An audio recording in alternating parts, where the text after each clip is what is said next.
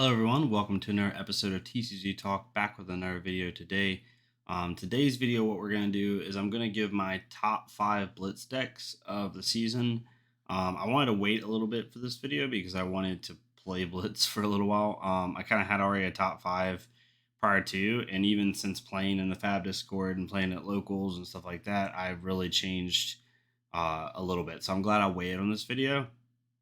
Kind of the two things to keep in mind as we're going through this video is one, there's more than 5 viable Blitz heroes to me. I think Blitz right now, because of the high aggro format, and because kind of like people just play Blitz differently, there's definitely, I'd say, like, I'm gonna guess 7 viable heroes in Blitz. Obviously, there's heroes that are at the top, right, and that win more consistently.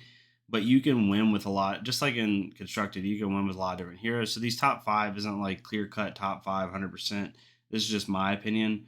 If you have a different one, that's totally fine. The second thing is these are in no particular order, so don't worry about like when I present them. I'm not saying like first through 5. These are just kind of like my top 5 as a whole. And yeah, we'll go right through it. If you have any comments, any disagreements, it's totally fine. If you have any suggestions or stuff like that, be more than welcome for it. So the first one I went with was Kano. Obviously, Kano has always been really good in Blitz. In the original Skirmish season, him and Ira were at the top pretty consistently. I pulled this Kano list. It's a little bit of a mix of a couple of different lists that I've found, and it's a list that I would run. Personally, it's very similar to it's pretty much the same as one of the top lists on the FabDB website.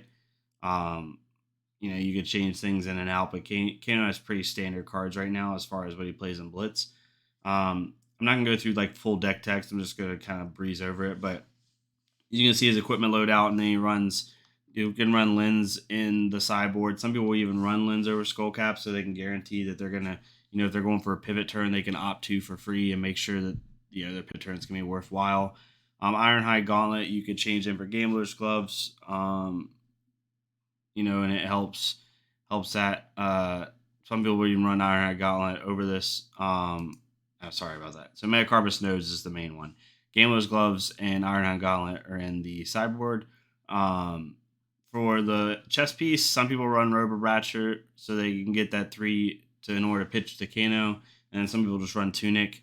It just depends on what your preference is. And then Storm Striders are almost always the boots. Those are pretty much never, ever, ever, ever subbed out. They have Arcane Barrier too, so you never need to sub them out. Just his natural good thing about Kano is just his natural equipment is Arcane Barrier 3. So if you're playing against a mirror, you really don't have to switch anything out if you don't want to. So that's really nice. This is his main loadout. Key cards, right? Tome Aether Wind's really good because it lets your next card that deals damage instead deals that much +1, and you draw a card. It takes up your action points. You're going to get the instant speed after that, but it allows you to kind of set up a pivot turn. Blazing Ether is really good to play at the end of a chain just to like destroy people. Maybe if they weren't blocking you out, maybe they were trying to take it, or maybe they're at the end of their turn, they have no cards in hand, and then you start doing Kano crap, and then you play Blazing Ether at the end of it when they can't block it. It's just you basically doubled your damage. It's insane. The other kind of key cards in this deck are Chain Lightning's really good. Gaze the Age is really good. Snapback is really good. I personally would probably honestly look at this list now. I would probably sub out Lesson in Lava and run red Snapbacks, or maybe sub out 1 Nourishing and 1 Lesson in Lava and then run red Snapbacks, because red Snapbacks is so good. You deal 3 arcane damage, and it lets you play at instant speed basically if you've already played another thing prior to it. So really good for that. But Kano overall really good, one of the top Blitz heroes. Next is Ira. Again, even with all the new additions with the Tails set, Ira is still really good. One of the best in the format. I personally have kind of gone more to an aggro Ira build, and that's because of Oldheim and Lexi and Briar. The kind of control Ira is still viable, but not as viable. It's a little bit harder to consistently win at control Ira. You just don't hit hard enough, especially when you're playing an Oldheim who can just Crown of Siege your freaking first Kodachi and then block your second Kodachi with equipment or something like that. Like, it's just your Kodachis mean nothing against Oldheim really.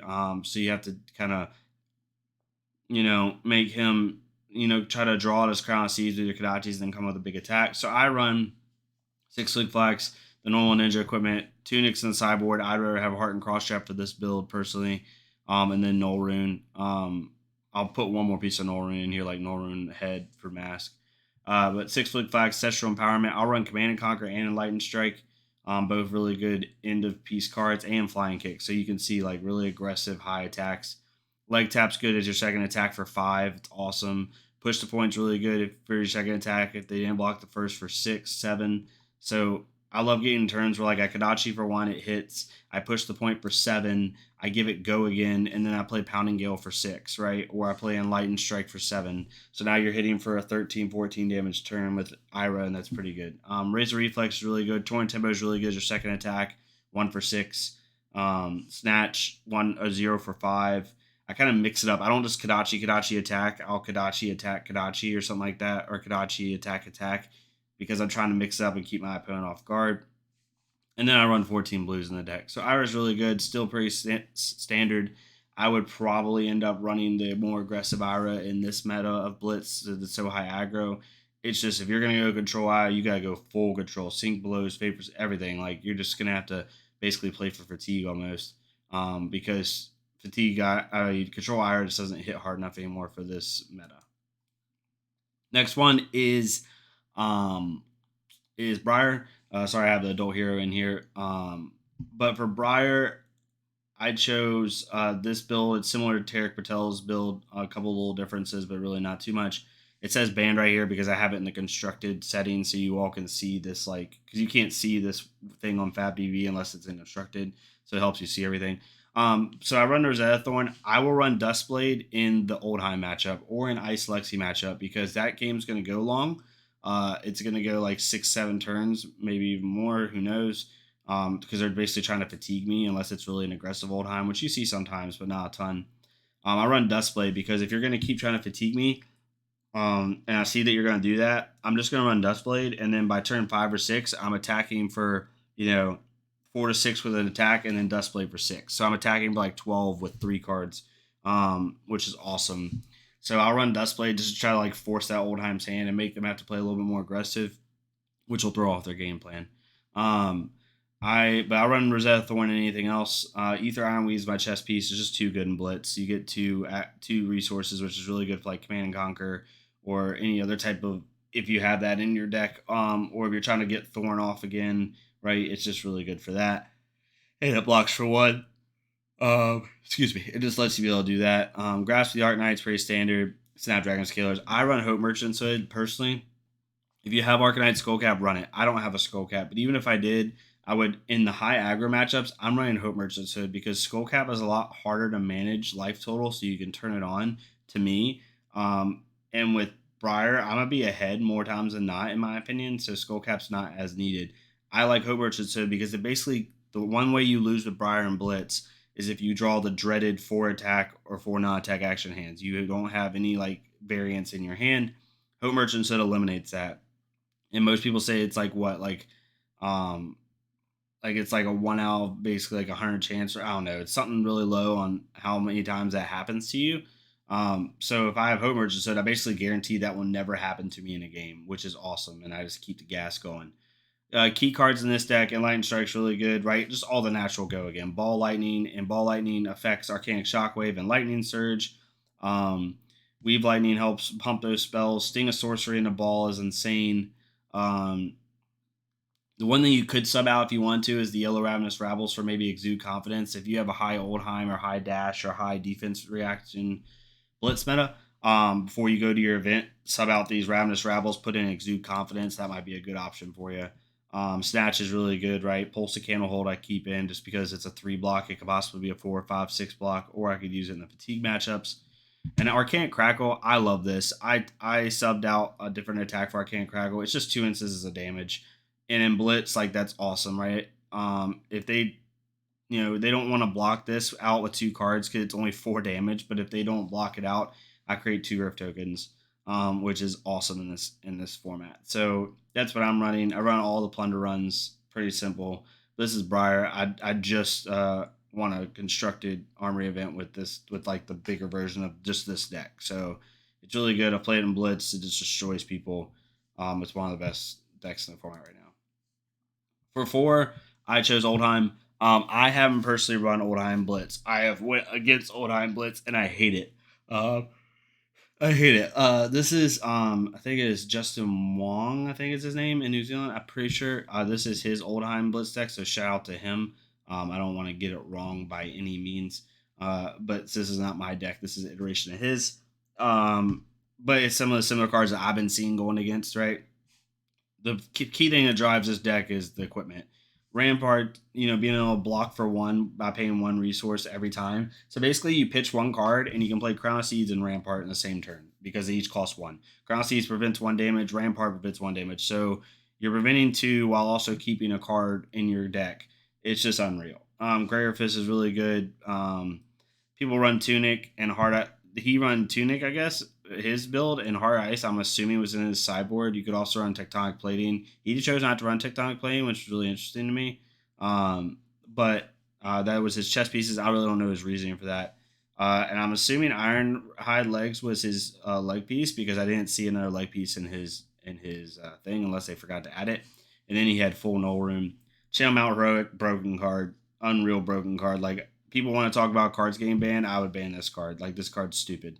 +3 on all attacks, and if you're on a full Earth build, like, that card's gonna stay in. Command and Conquer is really good. Obviously, Endless Winter, insane if you can fuse it with Ice. Basically, whenever they defend with a card, it adds a Frostbite token, and if it hits, they create a Frostbite.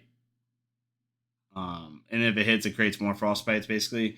Fate Foreseen, just to slow the game down. Oak and Old is insane if you can fuse it with both. If it's fused, it gains +2, Dominate, and if it hits a hero, they put 2 random cards from their hand at the bottom of their deck. So it's basically like a Terra Sunder if fused, except for discard, it's under deck. Spinal Crush, really good guarding attack.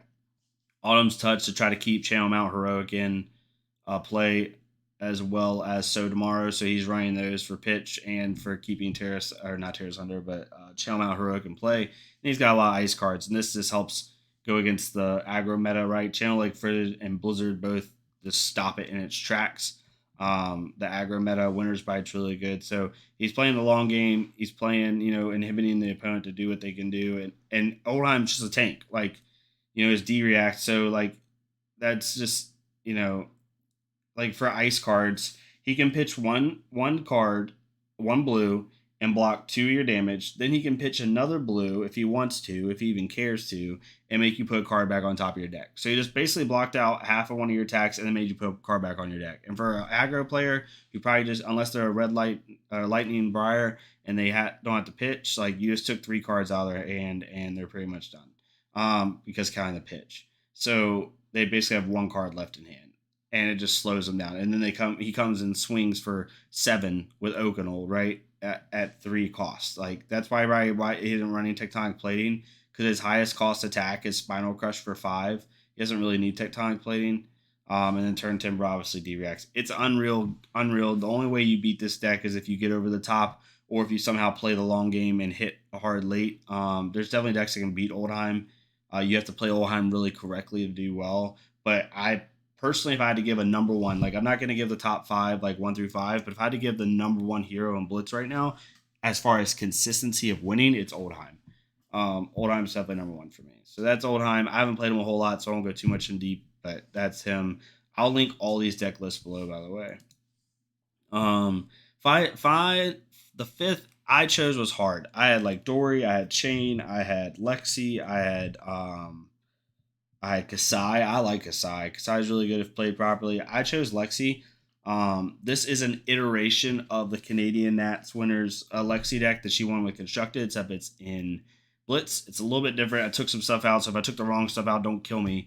Don't like go at me in the comments. I really tried to keep the essence of her deck. But she ran Voltaire, right? Tunic, Horizon, Perch Gobbler, Shock Charmers, and she would probably have Null Rune in the side, but this was her main equipment. Shock Charmers is so good for those on-hit effects, right? If Chilling Ice Vein hits and you Shock Charmer, now they gotta discard 2 or pay 2 instead of discard 1 or pay 1. It basically procs that effect again. Anytime a card that says when this deals damage, X happens, if you Shock Charmer it, then it's gonna deal twice. It's gonna do that effect twice. So Chilling Ice Vein, she ran full Chilling Ice Vein Blizzard Bolts. I kept those in because I feel like that's what she was trying to do, the essence of getting these on-hit effects. Like Blizzard Bolt, if it hits and creates Frostbite token and fused, if you shock Charmer it, now that creates 2 Frostbite tokens. Just really good. Cold Wave is really good. It helps them prevent them from de-reacting a little bit. Flake Out, really good card. Lightning Press, obviously get over top and get those on-hit effects. Pulse of Bolt Haven's amazing if you can reveal it. It gets Go Again and a Frostbite, and it's +4 for your attack for 0 cost. Excuse me.